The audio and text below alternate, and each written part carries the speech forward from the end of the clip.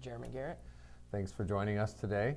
Our first kick at the can here with a webinar for the Southern Tier Chambers. And I've already been informed that I made my first mistake. I wore a striped shirt. So I apologize for that right now off the offset if your eyes are going all googly. But just try and look at him, not me. But thanks everyone for tuning in.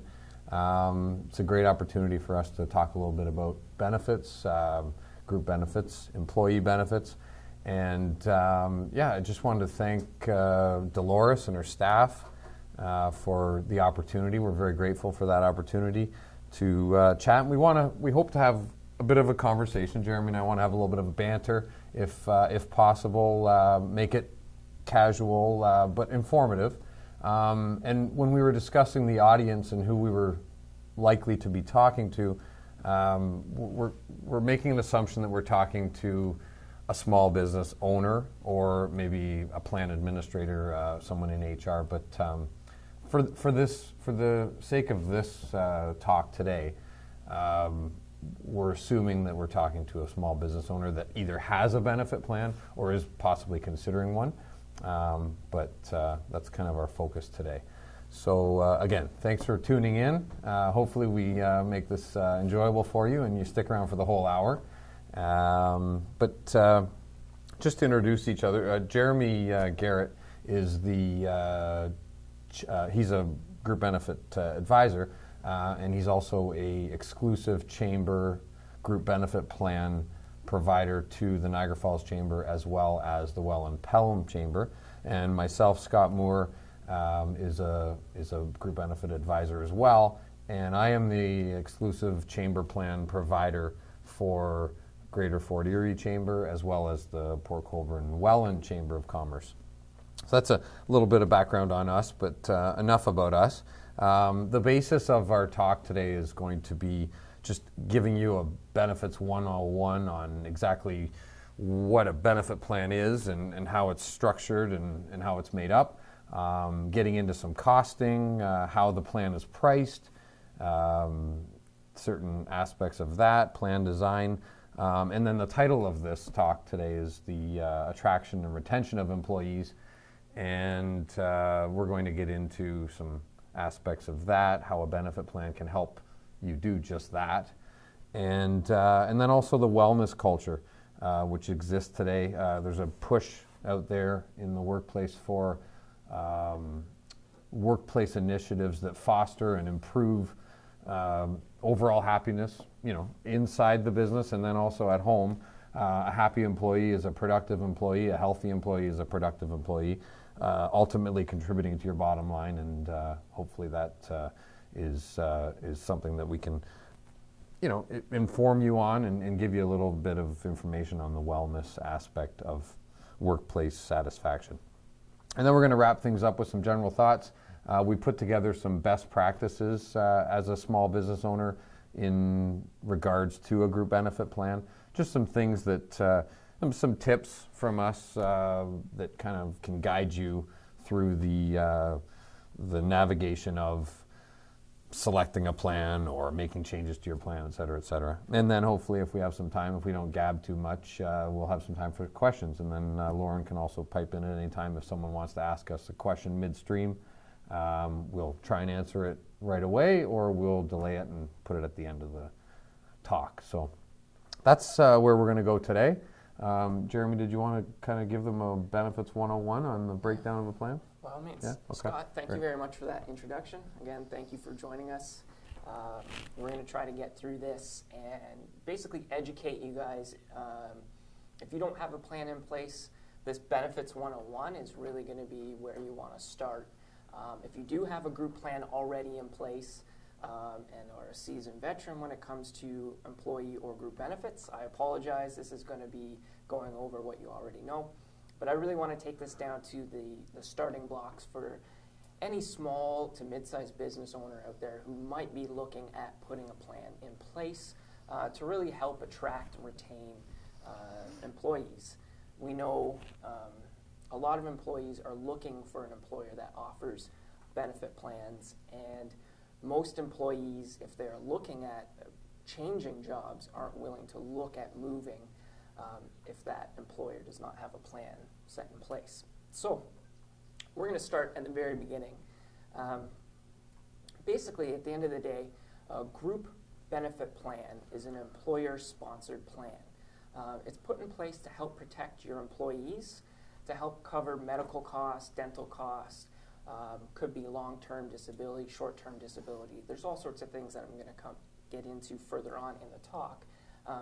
But really, we're putting that in place to help ensure that employee is happy and healthy and able to perform their task optimally day in and day out. As well as it might help to curb or take some of that burden off with the ever-rising costs of healthcare and dental. And we'll touch base a little bit later on in our talk about kind of where, it's tough to say where an employer's responsibility starts and where it ends. But we'll touch base on that a little bit later on. So basically, with a group plan, it allows for a group of employees to have access to a plan at group rates. When you put a plan in place, depending on the size of the group, there's mandatory percentages for employees to participate. What that would mean is, say, for example, you have a smaller firm, the insurance carrier or provider would require 100% employee participation to put that plan in place. The reason why that is to rule out anti-selection. What would typically happen is you would have young, healthy employees deciding, I don't want to participate, I don't want to have to pay in any money, I don't have any health issues and concerns, count me out. The individuals that would want to join are the older people or people that, say, had already existing health concerns and would be high claimers. So basically, by making it mandatory that you have 100% participation, it helps to spread that risk out amongst a group, which helps your rates. So I'm going to jump into plan design with a group plan. Every group plan is mandatory that they have life insurance and AD&D. AD&D is accidental death and dismemberment. And we're not going to get into that too deep because morbid. It's very morbid. And I have people ask, well, how much do I get if I lose a leg? Not enough to make it worthwhile losing a leg. So I really don't like touching base on it. It's really there for worst case scenario that you're not stuck high and dry.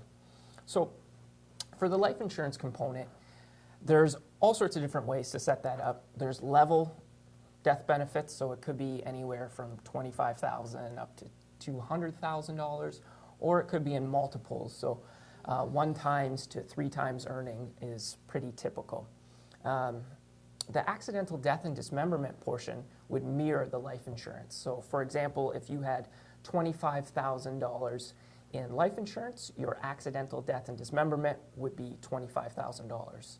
So in the case you had an employee die in a car accident and you had $25,000 in place, you would collect $25,000 on life and $25,000 on AD&D. And that's really in place to cover any last or final expenses. Usually in a benefit plan, the life insurance component is kept modest, and the expectation or the assumption is that the employee has coverage elsewhere. A group benefit plan isn't really the most economical place to purchase life insurance. Every year, the plan sees you as a year older, so your cost is going to go up. Whereas if you own a policy individually and personally, it can be for much more coverage, and you can set the rate for a set period of time that's not going to change. So it's a mandatory component to a group benefit plan, but I don't think it should be the only life insurance that you have in your portfolio of financial plan. That's a great point. Thank you, Scott. So health benefits are one of the major components. Health and dental are the ones that most employers and employees are looking at. Now, within the health component, there's all sorts of different coverages. The most typical that people know are your drug coverages. Now, when you put a drug plan in place, you can look at having an unlimited drug plan or look at different caps, but we'll touch base more on what those caps mean later on in our talk. Within that drug component as well, you set your coinsurance levels. Coinsurance levels are just deciding on what percent the insurance company covers versus what percent the employee has to pay. You know, typically we see anywhere from 70 to 100% coinsurance. So for example, at 80% coinsurance, an employee goes to the pharmacist and they have a $100 prescription. That employee would pay $20 out of his pocket. The other 80% would be covered by the coinsurance. As well as you might want to look at dispensing fees, because that comes into play as well. But we can touch base a little bit further on that later on down the road. Within the extended health portion as well, that's where you're going to find your paramedical coverages. So that's your massage therapist, chiropractor, physiotherapist, etc. Your medical equipment, nursing care if you were to need an in-home nurse, as well as hearing aids, orthotics, and that sort of things. And one of the most important is actually your out-of-province or out-of-country coverage. That's going to cover you 24 hours when you are out of province or out of country. And what most Ontarians don't realize is that once you're out of province, OHIP does not necessarily cover you. So for example, if you were to break your leg while you're out in BC, and their set cost to cover that injury was $3,500, and within Ontario it was $2,000, you'd have a shortfall of $1,500 and be looking at being responsible for that shortfall. So it's a great component of any health care plan. I'm just going to interject for 1 second. We have Yeah, a question not a here. problem. I'm not sure who this is from, but thanks for your question. How do I pay for a benefit plan? Do I pay annually? Do I pay monthly? The plan is paid for on a monthly basis, and the reason for that primarily is that your cost is or could be fluctuating from month to month. Employee additions, employee subtractions, an employee gets married, an employee has a baby, all those things can alter the cost month to month. So by paying monthly and being billed monthly, you're paying exactly what you are covered for, essentially. So that's a quick answer to that question. Thank you. Keep them coming. All right, sorry, Jeremy. Not a problem. So dental is the next one I'm going to touch base on. Again, you set your levels of coinsurance. You put caps in place. There's a few different things that you can pick from: basic, major, orthodontic if your firm is large enough, meaning enough employees to allow access to that benefit. And again, you're going to set those levels of coinsurance. I'm not going to go too deep into that. Next, I wanted to touch base on disability. Disability, there's two main kinds, which is your long-term or short-term disability. And this is going to cover your employees or yourself as the employer 24 hours a day if anything were to happen. This just ensures that there is some funds or money coming in the case that you get injured or disabled. LTD is tied directly to your annual income. So it is based on a percentage, and it's on average 2/3 of your pre-tax annual income. Within LTD, you can set up a couple different scenarios. You could have coverage periods ranging from 2 years, 5 year, and to age 65. So that is going to affect costs as well as, it depends on your plan design and what makes sense for your company. For example, if you had to age 65, it's always the first 2 years is your own occupation. After those first 2 years are up, it goes to any occupation or gainful employment. And from there, they might look at retraining you and picking up any shortfalls in wages that you might not earn in your new occupation. That all depends on the plan that you set in place. Critical illness is another great product that is offered.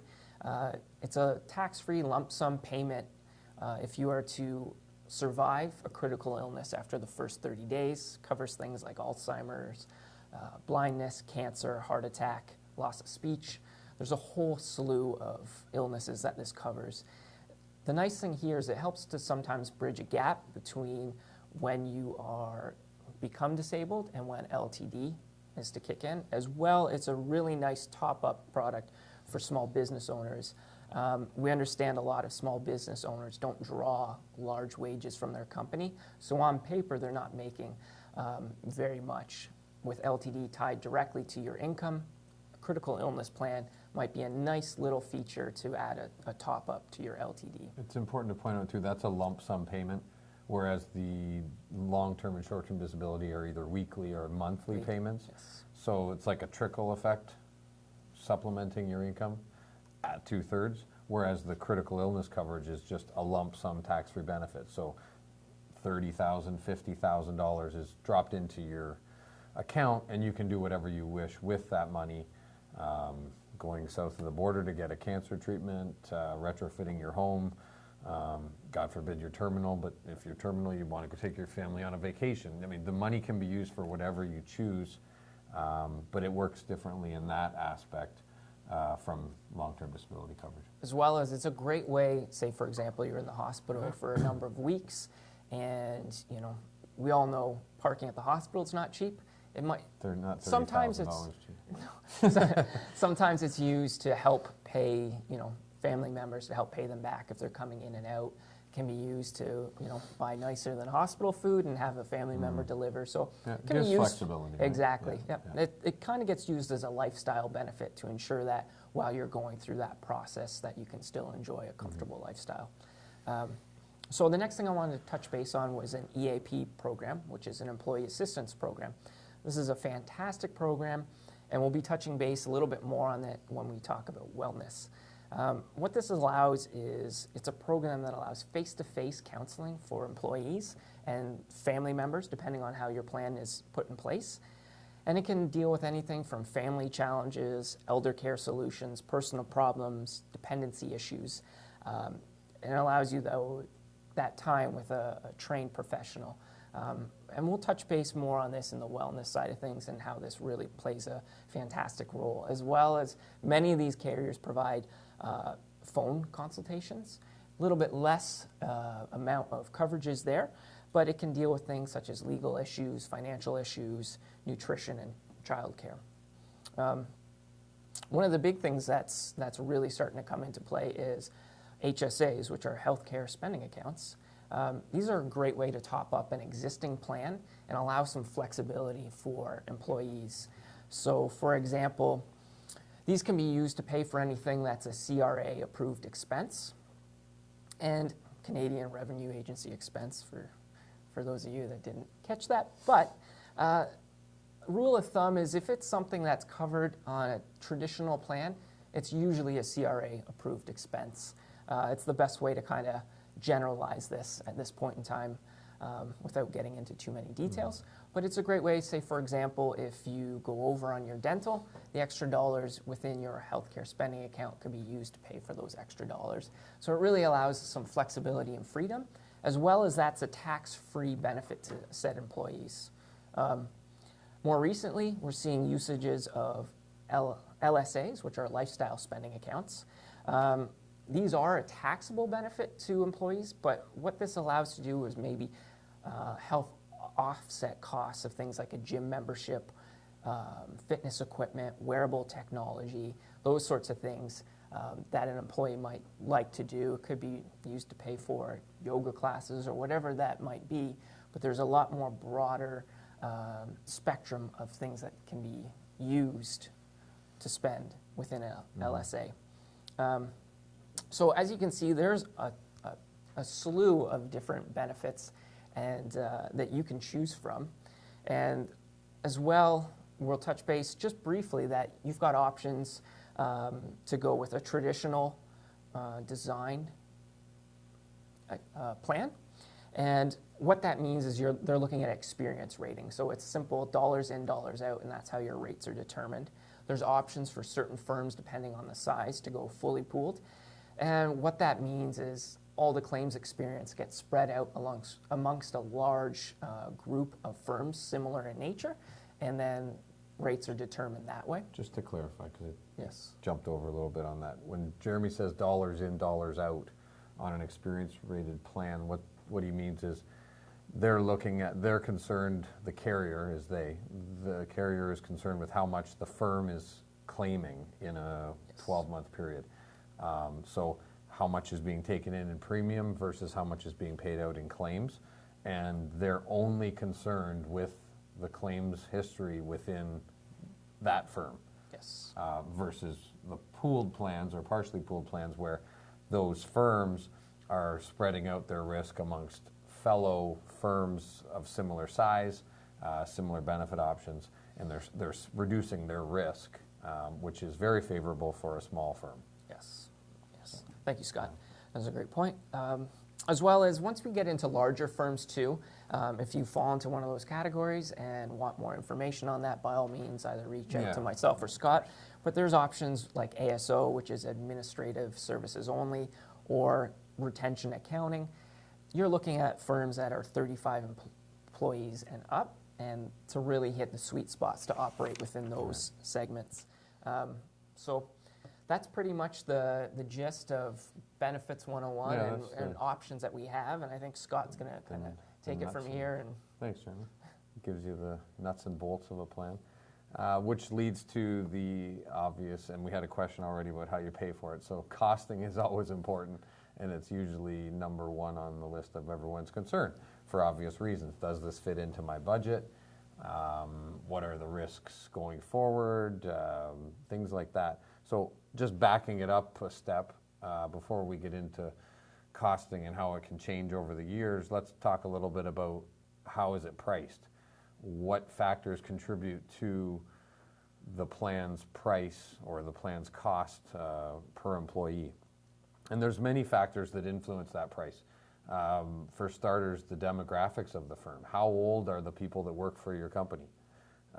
If you have a slightly older workforce within your company walls, you're going to see higher cost on options like life insurance, critical illness coverage, and long-term and short-term disability coverage, because those options, unlike health and dental, those options are tied to your age and the group's age. So that influences cost. The coverage type, the employees that you have working for you, are they single?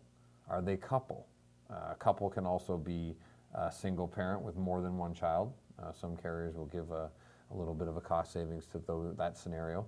Or are they family? Do they have multiple children? And a misnomer is that more children cost more. One child or 10 children, it's still a family rate. But all those things factor in, obviously, to a cost. And income level is another one that influences long-term disability coverage. The higher the income, the more benefit that is behind that coverage, and the cost is relative to that. Options. You see, Jeremy went through a litany of options that are available, and the more you choose and the richer the options that you choose, the cost goes up relative to what you're choosing. And the number of employees that you have on the plan. So if you're a larger firm, your rate per employee is going to come down, okay, because you're spreading out the risk just within your own company on that regard.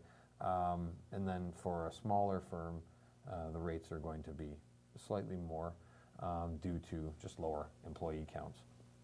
And then usage also plays a role in subsequent years to the cost. But that's how an introductory rate, for argument's sake, I mean, not getting into the specifics on other aspects that might come into play, but just to give a basic understanding of what contributes to price, those are the factors that are involved. I'm often asked on the phone, hey, can you give me a ballpark cost? Well, that's not even possible. I mean, I could tell you it could cost per employee $100 a month, or it could cost $600 a month.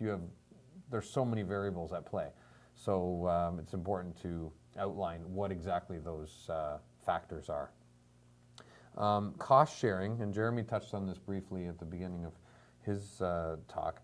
Cost sharing is what percentage of the premium on a monthly basis is the employee paying, and then how much is the employer paying. Now, the employer has to have a vested interest in the plan, so they are required to pay half of the premium at least, but they can pay upwards anywhere between 50% and 100%. None of these options are uncommon, and they are there to offload some of the costs from the employer and offload some of the costs from the employee. I've seen scenarios where at the outset for an employee they are 50-50, and then after year one maybe it goes 60% from the employer and 40% from the employee, and then after 5 years, that percentage goes down to zero. So it's like it's like a reward for staying loyal to the employer. After 5 years' time, your percentage has gone down to zero, and now you have a benefit plan that's fully paid for. It's a nice way to really help retain an employee, and after 5 years, like, you have a good employee in place if he or she have been with you for said period of time. You've got a good feel of what kind of employee they are, and if you're more than happy to pick up that extra percentage as well.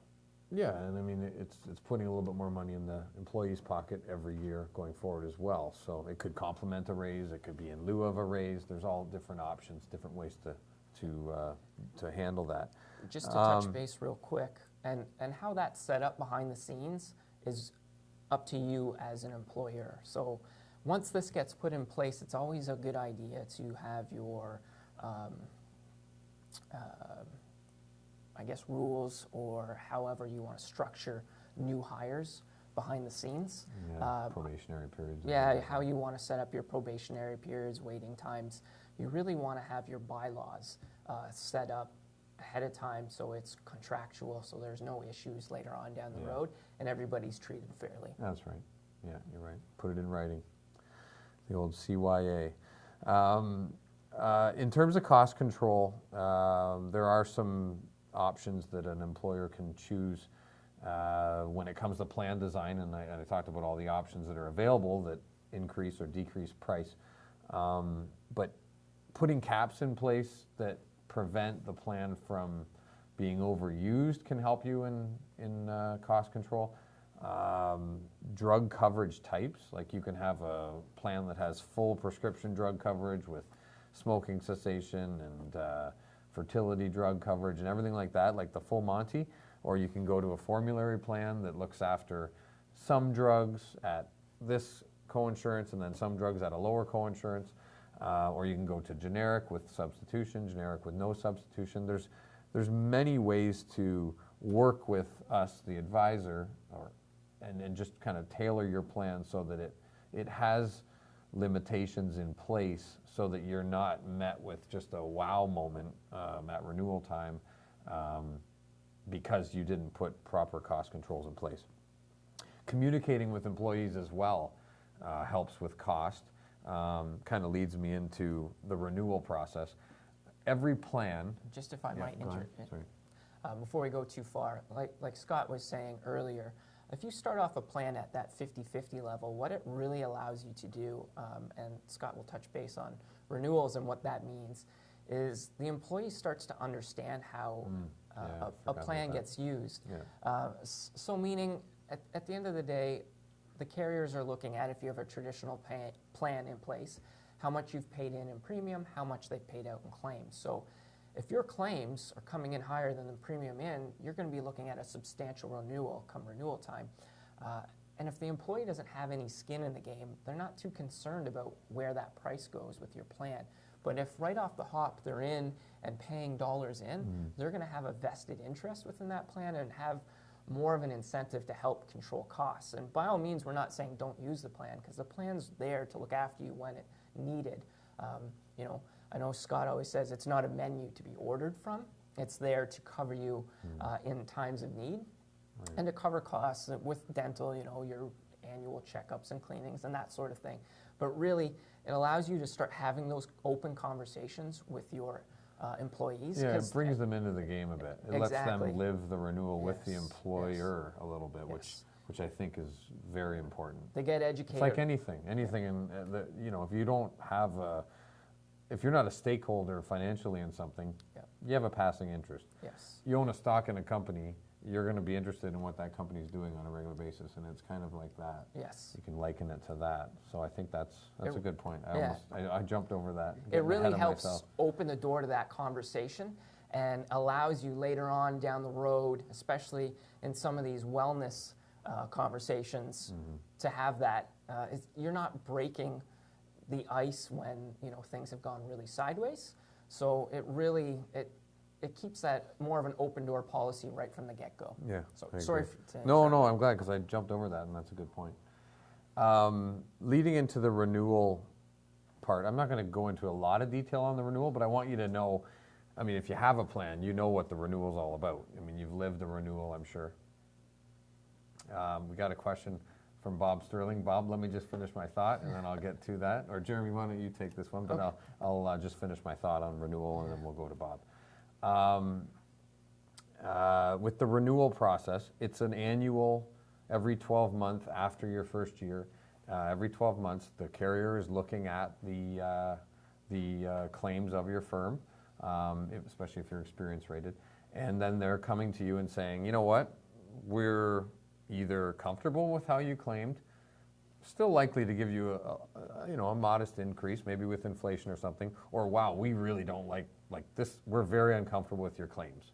These claims are high, we need to get more money from you, essentially is what they're saying. So that's where we come in, and we're sitting with you and either helping you or working to try and get that increase down, or we're working further, like I talked about earlier with the cost controls, trying to get the plan more manageable, because we want to limit that risk that you've obviously been exposed to, which has caused the high renewal.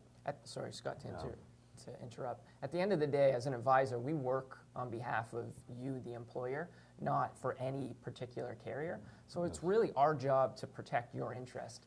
If a plan gets out of control, it's no longer affordable for a business, and then you can't keep it in place. So really our job is to help control those costs and work with you, and then really work hard to negotiate with said carriers, or if necessary, bring you to market to see what other options are out there for you. So at the end of the day, our job is really to work for you as the employer. We don't work for any particular company. Hence the broker, yeah. Yes. That's true. Good point. So if you don't mind, I'm going to take that question. Yeah, go ahead. So we were asked if you're able to make changes to a plan at any time. Now, certain things you can change throughout the year. You can make changes to your extended health care. You can add, you can reduce. Depending on the size of the firm, dental is always that tricky one.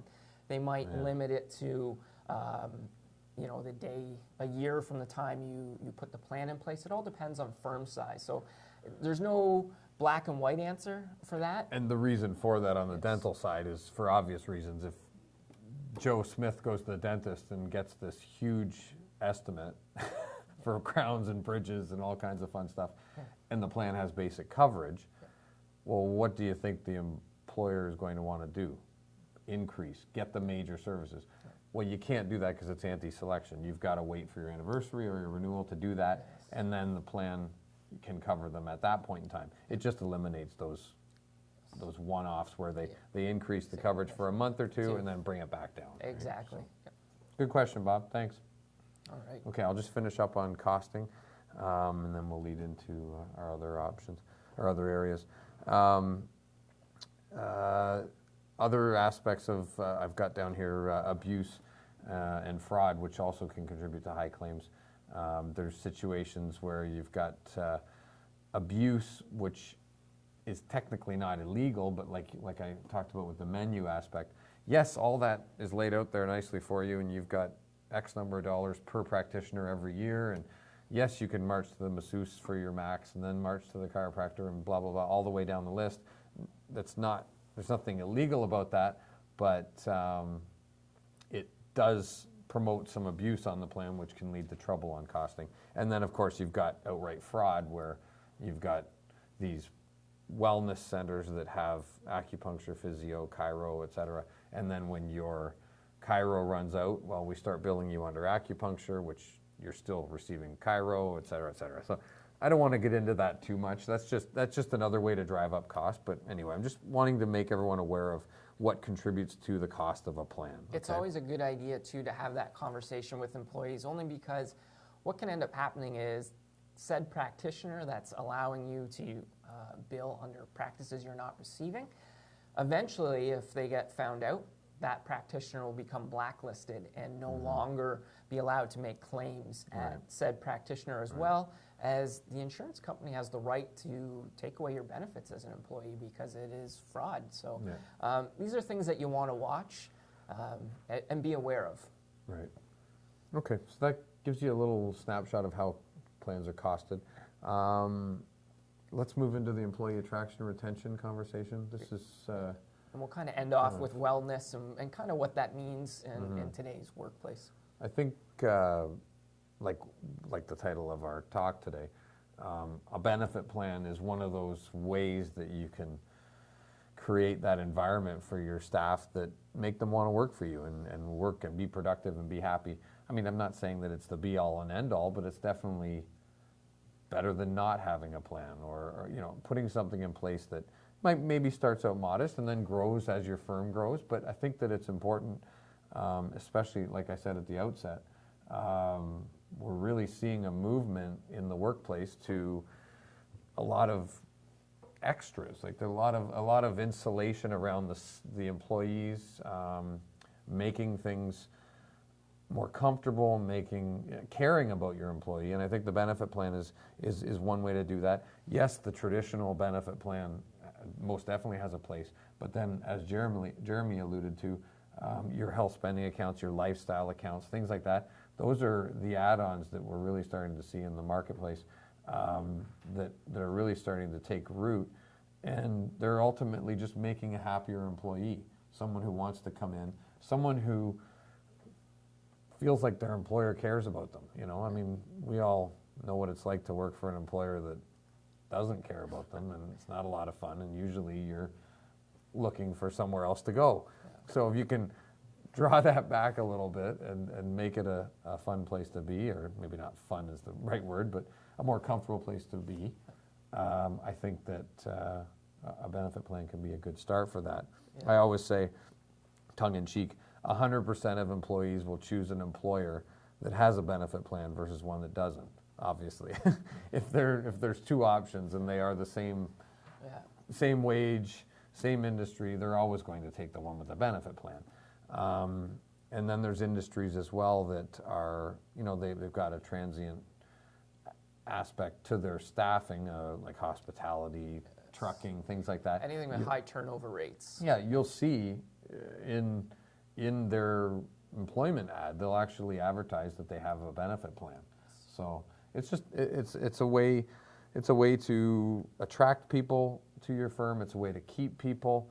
It also can help with their actual health. Like if you've got a benefit plan and the employee is able to go and get that back work done, they're going to show up to work more often. You're going to have less disability claims. You're going to have less time lost. That's the end goal with this plan. I mean, obviously there's a cost here to the employer, but hopefully it's an investment more than it is a cost, right? Less of an expense, more of an investment. And that's, I think, what we're trying to communicate here is that, these plans can help you retain valuable employees and attract great employees that you might not even have yet. I mean, it can cost up to 33% of an employee's salary to replace them. So if you can eliminate that even a couple times a year, there's a cost savings right there. That could pay for a benefit plan. So retraining costs are astronomical to anybody who's gone through it, and especially training a key role. The amount of money it costs you to retrain somebody, and even just the hiring process to find the right person.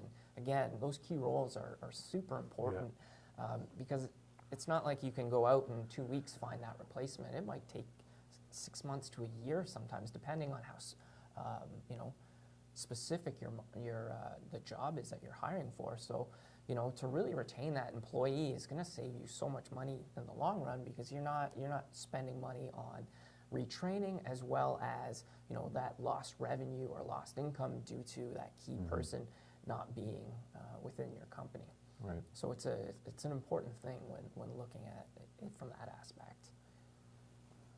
I think that kind of leads into the wellness conversation, I think. Okay.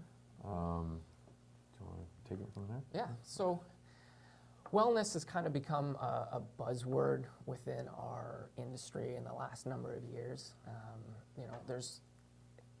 It's kind of all-encompassing.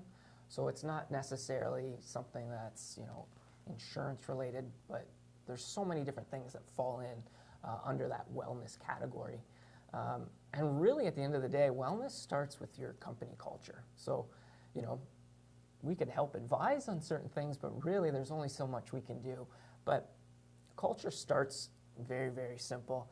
It could be something as small as your HR policies within your company, flexible work hours.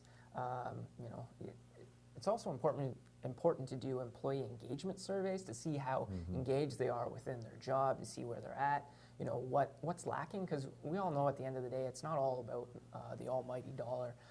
Employees want to be engaged in their work and feel satisfied at the end of the day. So as an employer, you have a lot of responsibility whether you like it or not, and so it's a lot of extra. I think that's burdens. a fine line, though, because I always. Yes, it is. I mean, we're listing off all these Yes. great options, and obviously Yes. they come with an expense, or, Yes. like I said earlier, an investment. Yes. But it's a fine line, right? Yes, because exactly. I mean, the employer, if they're listening out there, they're probably going like, "Holy man, like just Well, piling it on here," and deciding where their responsibility starts and ends, and that's up to you as an employer to decide. The employee Yes. has a responsibility as well. I'm kind of playing devil's advocate. but Exactly. No, the I employee agree. has a responsibility to go to the gym and pay for the gym membership. Yes. So I get that. Yes. But the trend is that your competition might be doing this. Yeah. So it's important to know about it and know that it exists, right? Because it's out there, and if your competitor's paying for a gym membership, I mean, you might not like it, but it's a reality, so. So back on the topic of wellness, based on the 2017 Sonify Health Care Survey, it showed that work environments that encourage wellness and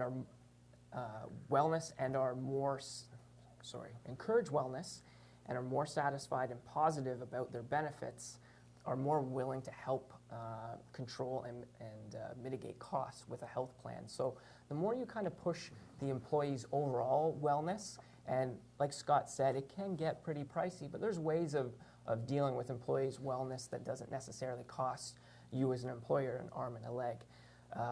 An EAP program is a great way to start as far as cost versus return on that cost. It's a fantastic benefit. It really starts at mental health, and mental health being a huge topic within the media within the last number of years. People are really concerned about mental health issues, and it's becoming more at the forefront of workplace environment. So EAP program is a great way to start, and it doesn't cost you a lot. It really shows that you care about your employees and helps build that culture of wellness. With some basic stats, they say that 1 in 5 Canadians experiencing mental health or addiction problems within their lifetime, as well as 39% of Ontarians indicated in a survey that if they were experiencing mental health issues, that they would not let their manager know that they're going through those problems. So having a plan like that in place is really nice. It gives that employee an outlet to go deal with any issues that they might be having. And like Scott said, a happy and healthy employee is going to be a productive employee. So at the end of the day, things like an EAP program might really help reduce costs on, say, disability claims. The little bit of money that you output to pay for the EAP could more than pay for itself if it limits the amount of long-term disability claims that employees are going on, especially based on mental health issues. I think we have a question here. Do you want to take this one, Kim Scott? Cole, thanks for your question. How do you feel about an ASO benefit plan? Oh. Yeah, you briefly went over that in your 101. Yeah. I think for the right size firm, an ASO definitely has a place. Yes. Really, that's just an adjudication of claims that are coming in. It's a third party that is reimbursing claims with an administration fee on top of it. That's essentially what an ASO plan is. If you don't mind me jumping in, ultimately what you're doing if you put an ASO plan in place is you're self-insuring. You're just using a third party to, like Scott said, adjudicate those claims, so that way you as the employer are not involved directly with that employee for privacy reasons and whatnot. Yeah. And you really don't want to be that involved. Like Scott said, the right size firm, it makes sense because you want to have a large enough demographic to spread that risk out. Right. Otherwise, if you're a small firm and you hit a bad year, it could sink your ship essentially, so to speak. Claims. So yeah, with high claims. And then there's hybrids that actually can allow caps within that Yes. ASO plan. Yeah. Yep. Thanks for your question, Kim. Keep them coming, although we're moving along here quite nicely. We've got about 20 minutes left. Okay, so yeah, that's the wellness aspect of the talk. Well, do you have further? yeah. Oh, so, great. Okay, go nuts, buddy. So Go. within that as well, I touched base early on the LSAs, which are lifestyle spending accounts. So within that, it allows that employee to spend those dollars however they see fit. Mind you, it is a taxable benefit to said employees, but most employees are more than happy to cover that portion of tax on that benefit. This really comes down to, we're seeing some employers having company-wide fitness challenges within a business, right? So it really helps pull the employees together, as well as if that's put in place, something like that can help. I'm not saying you're going to pay for gym memberships, but a little bit of an LSA might help to cover some of those costs, as well as we've seen it happen where employer has used that to pay for, say, wearable technology. So then as a team, they can participate in a group challenge. As well, a lot of, we're noticing it hasn't got there quite yet, but some of these carriers are working with new apps and wearable technology to track employees' fitness, maybe not fitness levels, but their activity, what their lifestyle is about, and they're going to be using that to track and monitor and then help determine rates off of that. So a healthy and active firm might be looking at reduced rates for the same coverage as other firms based off of that. As we know, healthy employees are claiming less, so that's going to be coming down the pipe, but it's one of those things that's out there. HSAs are also, again, I touch base on our Health spending account. Sorry, yes, a health spending account is another great way, to implement wellness. And as I mentioned, it allows flexibility to an employee. So, say for example, you had an employee that had back issues and needed regular massage, but would always hit that cap very quickly into a plan year. They might use a healthcare spending account just to top that up to ensure that, they're feeling good and at their job day in and day out being productive, ensuring that at the end of the day, when your employees are at work, your productivity is staying where it should be at and keeping those dollars coming into your business. So really what you're doing here with any health plan is ensuring that, your productivity stays high and you're keeping those money or that money coming into your bottom line.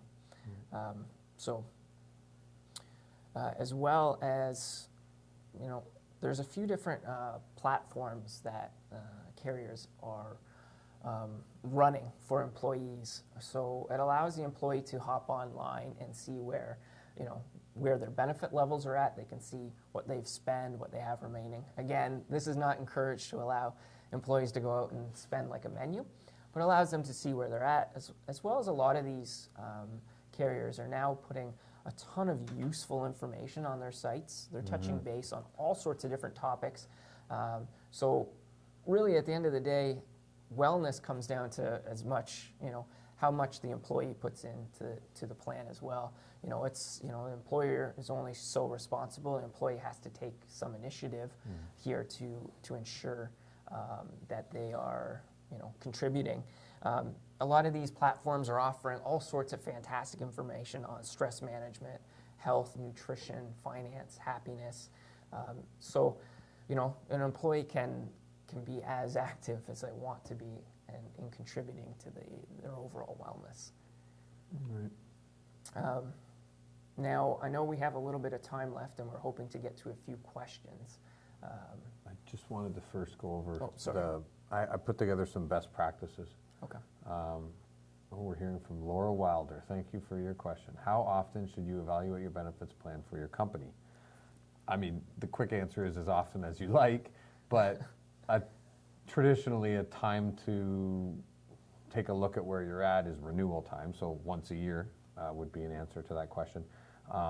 But some of my clients like to meet every 6 months to kind of see where they're at for claims. So if you've got, and when I say where they're at for claims, I mean they don't want a big surprise at renewal time. So it's like for 1 year they're in the dark on how much are my employees claiming. So they like to get a quarterly or a semi-annually report that lets them know where they're at so they can prepare or make changes midstream. But at least once a year, Laura, would be a good answer for that, I would say. And so we've gone over a lot of things here, thrown a lot at you. Obviously, if you're not familiar with a benefit plan, but you're a small business owner and you want to kind of navigate the whole process properly, I thought some best practices might be a good idea. Getting the right advice from a broker would be an obvious one. We're sitting here talking to you, and we would hope that you would reach out to a broker such as us. But you want someone who is unbiased. You would want that broker to be able to go to a market, or when I say go to a market, get quotes for you from multiple carriers, not just a couple. You'd want transparency from that broker. Someone who's a little bit proactive. You want them to be anticipating problems, anticipating maybe some holes, anticipating where your employees might have issues, things like that. Kind of be the quarterback for you, sort of see the whole field, not just what's right in front of your nose. If you don't mind me jumping in. Yeah, absolutely. One of the big things that I like to stress, and I know Scott does too, it's always easier if you're putting a plan in place to start off smaller and add to it. I know we listed a ton of different options with LSAs and HSAs and all the different bells and whistles. You know, the sky's the limit with this stuff. We always recommend that you start off small and add as it's affordable or as is needed. Because we all know it's a lot easier to give an employee something more than it is to take away. And you definitely don't want to expose yourself to a ton of risk right out of the gate when this is all brand new to you. For sure. Good point, yeah.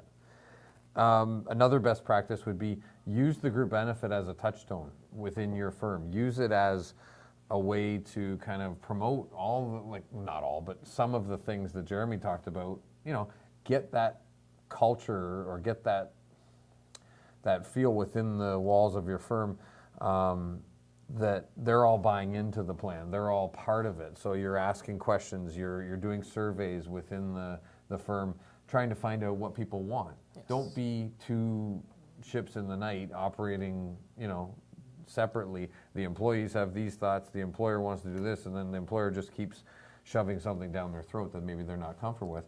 So make it part of the company fabric. Make sure that your finance department is bought in, your HR department's bought in, your general laborers have bought in, and that even goes to different avenues that we haven't even discussed in terms of different tiers within the plan. I mean, we could go a million different ways on it, but make it the touchstone, make it part of your fabric is what I'm trying to say.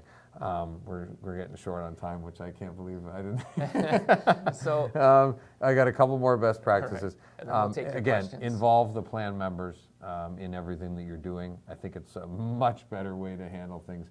It just takes all the ammunition away from an employee that might be angry if you involve them in the decisions, like anything in your business.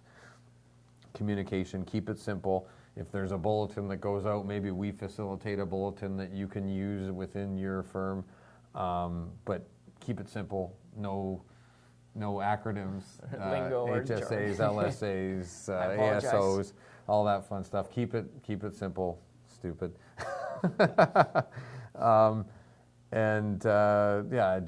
I put down commit to wellness and chronic disease management.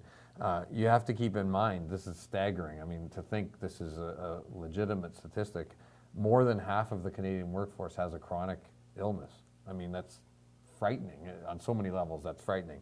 But just keep in mind, if you've got 10 employees working for you right now, 5 of them have something that's a big problem to them. I mean, they've got regular meds that maybe they're trying to cover the cost on, or maybe they could use a practitioner to help them out. So I mean, just keep that in mind. A family member at home that's sick, and so if they're stressed out or their mind is on how am I going to pay for Right. my child's medication. They're not focusing on work, and you're not getting the best out of said employee. Right. So. Right. Did you want to take that last one? All right, so we have a question here, just asking. Is Jeremy single? No. Sorry. That's not what it says. All right, so we have David asking, what amount of administration time is required on my side once a plan is up and running? That's a fantastic question. So we know in a lot of larger businesses you have an HR person in place, but I know within our firm, and I know Scott is very much so the same, we like to shoulder as much as that as possible. For example, if you're adding or subtracting an employee, want to make some changes, we really like to be in that process. We go above and beyond and really take care of you as our customer to ensure everything's done properly. Sometimes, we ask further questions if you're making a change because we want to find out what the ultimate goal is, because maybe that change that you've requested is not necessarily the best way to go. There might be a better way. We're done. All right. Well, I guess that's it. Okay, We're going to have to wrap it up. I'd like to thank everybody Goodbye. for... I think we're done. Oh. Thanks. Yeah. Did it literally just cut? No. Oh, we're still on. Oh, okay. All right, Sorry, so I apologize. We just Sorry want to about thank that. everybody for joining us today. We know we touched base on a ton of different subject matter.